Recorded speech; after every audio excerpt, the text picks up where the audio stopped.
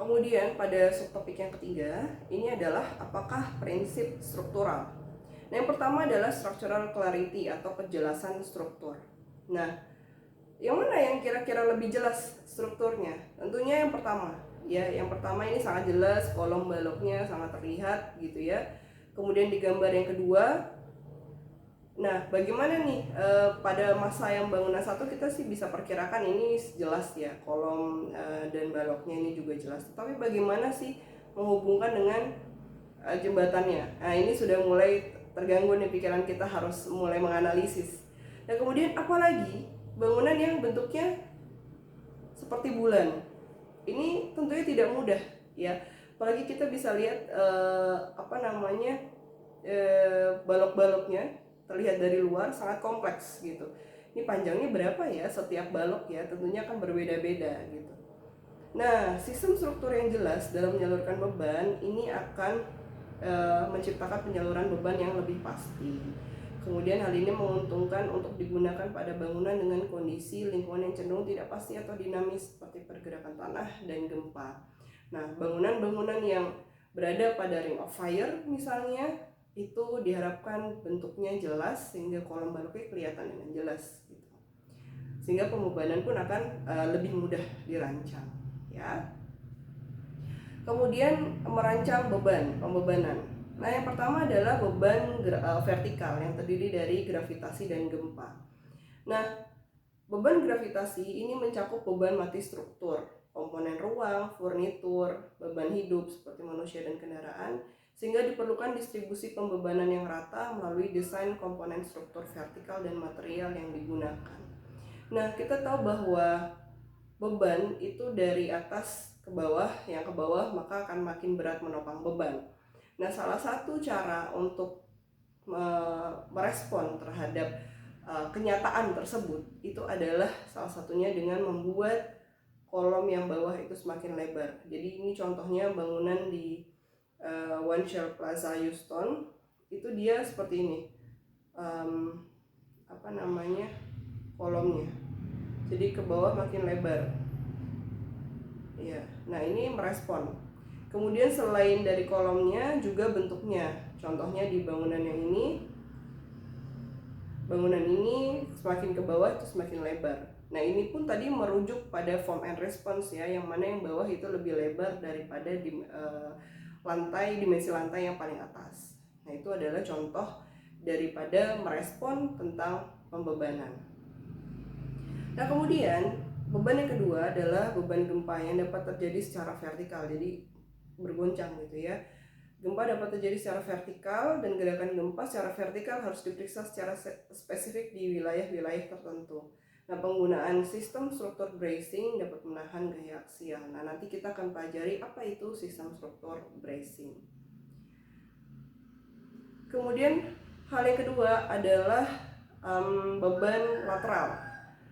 Yang pertama di sini adalah beban angin dulu. Nah, kita lihat bahwa semakin tinggi stratosfer atau lapisan udara, maka semakin tinggi kecepatan angin. Nah, hal ini berarti semakin besar beban angin mengenai atau kena bangunan, ya. Orientasi massa bangunan yang sejajar dengan arah angin akan lebih baik karena dampaknya terhadap struktur atau terhadap bangunan itu menjadi lebih kecil. Dan massa bangunan dengan void juga menghindari beban angin yang berlebih pada bangunan. Nah, kita lihat dulu di sini bahwa bangunan semakin tinggi akan semakin mendapatkan beban angin yang semakin besar, ya. Apalagi di daerah perkotaan. Ya, di daerah perkotaan angin itu semakin besar. Nah, kemudian apa yang terjadi pada bangunan apabila diterpa angin? Nah, angin-angin ini yang tadinya bangunan itu berdiri seperti ini, lurus, kemudian ketika kena angin maka akan mengalami miring gitu ya, akan bergoyang gitu ya. Dan ketika dia bergoyang maka ada elemen struktur yang mengalami gaya tarik yang warna merah ini jadi lebih panjang. Tapi di sisi lain di waktu yang sama itu ada elemen struktur yang mengalami gaya tekan akibat pemendekan dimensi. Ya, kenapa kita perlu tahu hal ini? Karena nanti kita akan menempatkan bahan tertentu untuk kolom-kolom eksterior. Ya, Nanti itu kaitannya dengan bahan. Jadi kolom-kolom eksterior itu harus dapat menahan gaya tekan, gaya tarik, serta gaya tekan. Ya, contohnya apa? Bahan yang dapat menahan hal tersebut biasanya ada digunakan komposit. Jadi ada baja dan juga beton untuk kolom-kolom eksterior, ya. Nah, selain penempatan material, tadi soal juga arah angin, ya. Jadi masa bangunan bisa diarahkan, misalnya di Burj Khalifa ini, masa bangunan diarahkan untuk angin-angin tertentu, sehingga ketika bangunan itu tidak terlalu terbebani ya dengan angin, karena masa bangunannya diarahkan sedemikian sehingga dia sejajar dengan arah angin, sehingga dia tidak terlalu menerpa. Bayangkan kalau misalnya anginnya itu dari sini, sedangkan ini menerpa bangunan gitu ya, menerpa fasad gitu. Nah, itu kan akan membuat bangunan tadi menjadi miring. Nah, kalau misalnya anginnya dari sejajar seperti ini dan kemudian kita masa bangunannya dia seperti ini, maka akan terpecah anginnya gitu, ya. Oke, ini sedangkan di sebelah kanan ini adalah contoh apabila ternyata tapak kita itu panjangnya itu justru tegak lurus terhadap arah angin. Jadi arah anginnya mengarah ke sana, persis menghadap sisi panjangnya. Nah, apa yang bisa dilakukan oleh arsitek? Salah satunya adalah membuat bukaan-bukaan lubang seperti ini sehingga angin bisa lewat di antara bangunan. Ya, ini seperti sederhananya seperti kalau kita lihat baliho yang dibolong-bolongin. Nah, itu contohnya seperti itu di kehidupan sehari-hari. Kemudian yang terkait dengan beban lateral gempa. Nah, gaya pada bangunan dikembangkan dari gerak tanah gempa berdasarkan F sama dengan M kali A, atau gaya sama dengan massa dikali akselerasi. Jadi gaya yang dialami oleh bangunan itu sama dengan massa bangunan dikali akselerasi dari gempanya. Faktor yang mempengaruhi gempa terhadap struktur adalah PGA atau Peak Ground Acceleration. Massa akan bergerak sama dengan gerak tanah, karakter tanah, daktilitas, dan peredam atau damping. Nah, apa yang bisa dilakukan? Hal yang pertama adalah tanah yang lembut atau soft soil akan memperbesar gerak tanah. Semakin lembut tanah, semakin besar gaya terhadap struktur. Jadi carilah tanah yang lebih keras untuk bangunan yang bertingkat tinggi. Makanya tidak banyak ditemukan bangunan tinggi di daerah pedesaan gitu ya, karena tanahnya masih lembut.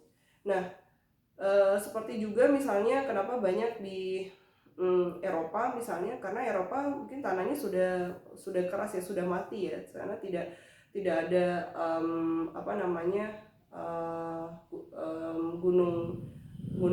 gunung api yang aktif gitu. Karena kalau ada gunung api aktif maka tanah itu masih relatif bergerak. Kalau tanahnya banyak batuan ya seperti di Eropa itu cenderung lebih stabil. Kemudian daktilitas berkaitan dengan jumlah energi yang dapat terdisipasi atau terbuang ya oleh sistem struktur. Semakin tinggi daktilitas maka semakin rendah struktur mengalami gaya luar. Daktilitas itu adalah dia fleksibel untuk bergerak, jadi tidak rigid ya, jadi bisa lentur. Nah, itu daktilitas. Ini adalah kelenturan. Kemudian nanti juga videonya akan ada di bawah sehingga Anda bisa membayangkan seperti apa pergerakan dari daktilitas itu, kaitannya dengan bagaimana daktilitas itu membuat gaya itu terdisipasi atau terbuang ya, istilahnya begitu. Nah, kemudian yang ketiga adalah gaya gempa akibat akselerasi yang terus meningkat terhadap bangunan ditanggulangi dengan teknologi peredam. Semakin tinggi kapasitas peredam, semakin juga rendah struktur mengalami gaya luar. Nah, ini juga tentang peredam. Nah, peredam nanti akan dipelajari secara khusus di topik selanjutnya. Kemudian hal yang ketiga adalah stiffness and softness atau kekakuan dan kelenturan. Gaya luar yang bekerja terhadap bangunan sangat kompleks. Umumnya lokasi bangunan berada pada area dengan gempa dan angin yang tinggi, terutama di Indonesia. Di Jakarta sendiri itu juga bagian dari Ring of Fire ya kalau di gambar ini. Terus kemudian kita juga bisa lihat pergerakan anginnya seperti ini. Nah, penyelesaian permasalahan ini adalah harus memahami konsep stiffness and softness. Nah, stiffness dan softness ini harus seimbang. Ya, yang mana periode struktur terbebas dari gaya. Semakin kecil periode, semakin cepat bangunan kembali ke posisi awal, menghindari swaying atau goyang yang dapat menyebabkan gagalnya struktur. Jadi pada prinsipnya adalah periode goncangan atau swayingnya, periode sway itu harus sekecil-kecilnya, karena semakin sekecil-kecilnya maka struktur akan mengalami deformasi yang semakin kecil juga, gitu ya. Berarti kegagalan juga akan semakin diredam, semakin sedikit gitu. Nah, stiffness itu sifatnya kaku dan rigid. Ini untuk menangani beban angin. Menangani ini desain yang efektif adalah mengeliminasi bending of individual members dan menggantinya dengan sistem bracing. Jadi pada prinsipnya adalah adanya sistem bracing diagonal, namun kekakuan membuat struktur mengalami gaya yang lebih besar. Tapi kekakuan juga membuat gaya yang lebih besar. Nah, ini sebenarnya stiffness dan softness ini kira-kira seperti menggunakan kaca yang cahaya matahari bisa masuk, tetapi thermal juga masuk gitu ya, jadi harus balance. Nah, kemudian terkait dengan softness, ductility atau kelenturan, ini untuk menangani gaya beban gempa yang kekuatannya dapat berkali lipat dari beban angin, dan menciptakan ductilitas dapat dilakukan menggunakan jenis konstruksi tertentu dan kombinasi dengan material yang lebih plastis atau lebih lunak gitu. Kemudian hal yang keempat adalah material atau bahan. Bahan bangunan yang paling banyak digunakan untuk struktur bangunan tinggi, yang pertama untuk struktural itu ada baja atau steel kuat tarik, yang dia kuat tarik, kemudian beton konkrit kuat tekan, dan kombinasi atau komposit ya, baja dengan beton. Nah, kemudian untuk fasad itu ada aluminium, kaca, beton pracetak. Terbalik ya. Harusnya untuk fasad itu aluminium dan kaca saja.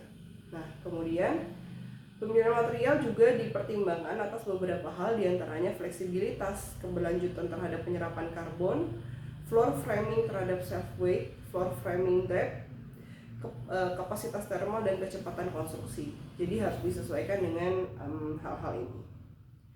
Kemudian yang kelima adalah how tall atau seberapa tinggi. Ketinggian bangunan sangat ditentukan oleh material yang digunakan dengan hubungan ketinggian sama dengan kekuatan material dibandingkan dengan unit kerapatan. Nah, perhitungan ketinggian bangunan tinggi dapat menggunakan rasio ketinggian panjang banding lebar itu 6:7 Jadi ini tadi ya soal rasio itu, kalau ini panjang banding lebarnya. Ini bukan panjang banding lebar sih. Panjang lebarnya 6:7, kemudian ketinggiannya itu 1. Kebalik ya, ketinggiannya itu 6-7, kemudian panjang lebarnya 1. Nah, kemudian penentuan ketinggian bangunan berdasarkan regulasi fungsi kebutuhan pemilik, sehingga akan menentukan penggunaan rancangan sistem struktural, sistem elevator, sistem servis bangunan gitu. Ini norma di mana floor to floor umumnya antara 3,2 meter untuk residensial dan 3,4 sampai 4 meter untuk tipe bangunan 3,2 meter untuk residensial dan 3,4 sampai 4 meter itu untuk tipe bangunan 3,4 meter sampai 4 meter untuk bangunan yang lebih publik. Nah, itu adalah hal-hal yang terkait dengan aspek struktural dari bangunan tinggi.